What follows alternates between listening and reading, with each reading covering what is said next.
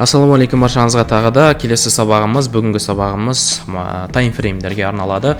Бұл сабақты бірінші рет көріп отқан болсаңыз, сразу айтып кетейін, өшіріп тастаңыз да, келесі бұрынғы сабақтарды қарап шығыңыз, сол кезде түсінетін боласыз. Ал бүгінгі тақырыбымыз таймфреймдерге арналады.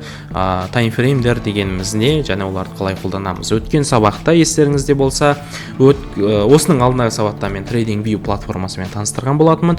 Оның алдына сабақта майшамдармен таныстырған болатынмын. Енді осыдан кейін барып мен таймфреймдерді түсіндіргім келіп отыр. Таймфрейм деген не, және оларды қалай қолданамыз? TradingView'да айттым, біз таймфреймдерді қай жерден көреміз дедік.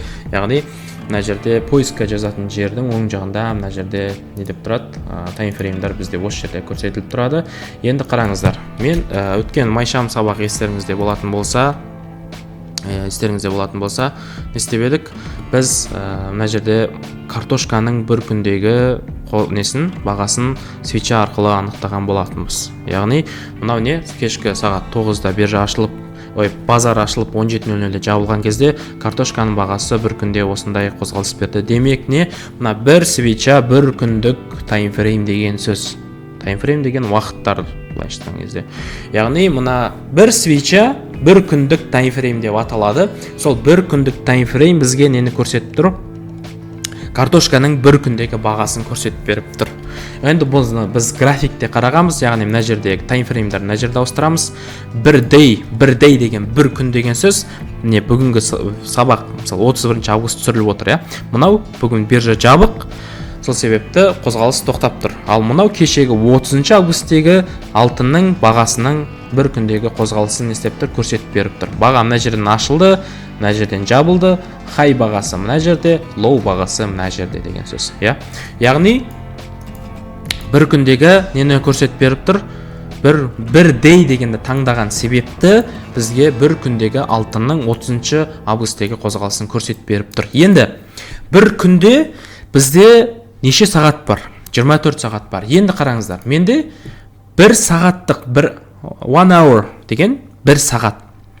Бір сағаттық таймфрейм мұнда. Бір сағаттық таймфреймге қоятын болсам, демек, санайық. 1, 2, 3, 4, 5, 6, 7, 8, 9, 10, 11, 12, 13, 14, 15, 16, 17, 18, 19, 20, 21, 22, 23, 24. Яғни, нені білдіріп тұр бұл? Бір күнде 24 сағат бар, бағанағы, міне, мен белгілеп кетейін да.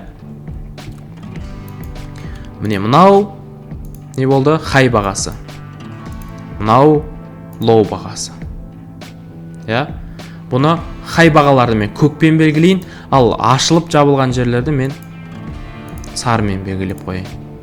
Сары емес, қарамен белгілеп қойын. Міне, мынау ашылған жері, мынау жабылған жері. Енді мен бір сағаттық өтем. Бір сағаттыққа өтсем, нені білдіріп тұр бұнда? Неки? Ашылған бағасы қай жер отыр? Не? Қара?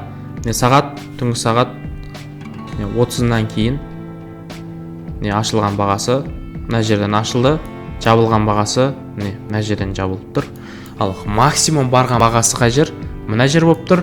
Максимум құлаған бағасы мына жер болып тұр. Демек 24 свечаның қосындысы бағанағы қып-қызыл үлкен бір күндік таймфреймді құрап беріп тұр. Бір күндік таймфреймді құрап беріп тұр. Яғни біз сөйтіп не істейміз?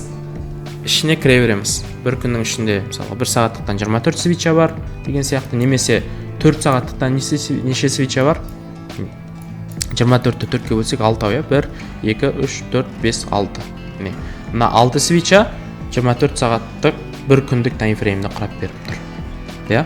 Немесе дәл солай, мысал ретінде, соңғы свечаны алайық. Сағат 22:00-де ашылған, астында тұр, 22:00-де ашылған свеча болып тұр. Енді осы 22:00-де ашылған свечаның 4 сағаттық свечаның ішінде неше бір сағаттық свеча бар? Бір сағаттықтан 4 свеча бар, Сонымен бір сағаттыққа қойсам 22:00-ден бастап ашылды ғой. 1, 2, 3, 4. Осы 4 свеча бағанағы 4 сағаттық бір свечаны құрап беріп тұр екен.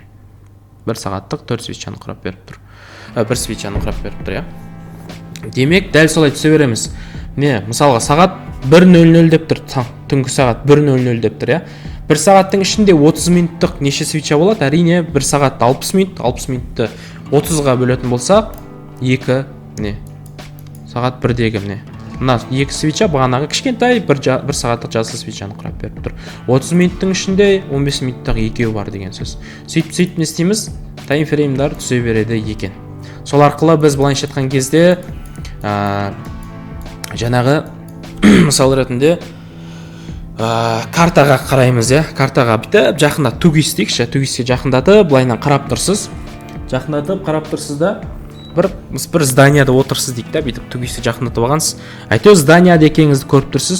Ал былай не істесек, алыстата беретін болсақ, біз Алматыда екенбіз, одан алыстатып, біз оңтүстік Қазақстандамыз, одан алыстасақ, біз Қазақстандамыз, Евразиядамыз деп деген сияқты. Яғни кішіден бастап үлкенге қарай көрсек болады, немесе үлкен глобустан, үлкен картадан біз Қазақстанды өзіміздің жерде тауып алсақ болады деген сияқты. Дәл солай бұл жерде де міне бір күндік таймфрейм бар.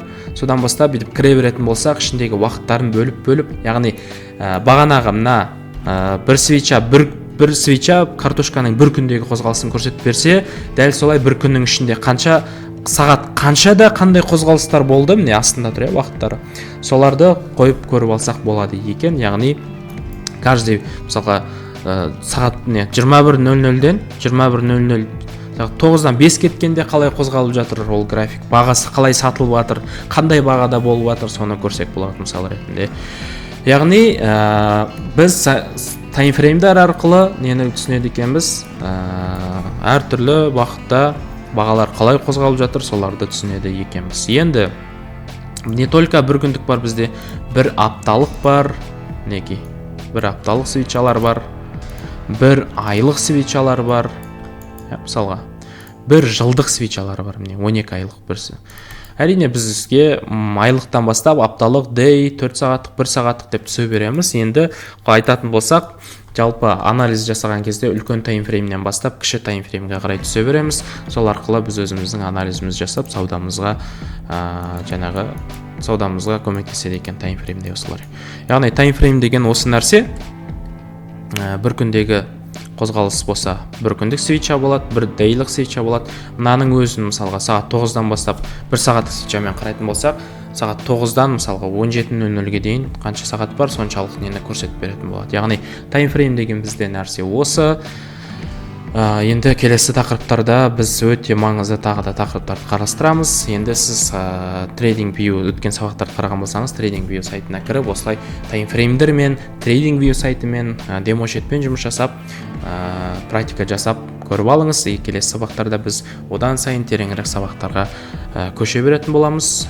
Және де айта кетейін, жаңағы барынша қаншалықты көбірек активность болады, соншалықты сабақтар тезірек шығып отыратын болады. Лайк басып, каналға жазылып, комментарий жаға қолдау білдіріп отырсаңыздар болды. Сабақтарды ары қарай тезірек шығарып отырсам.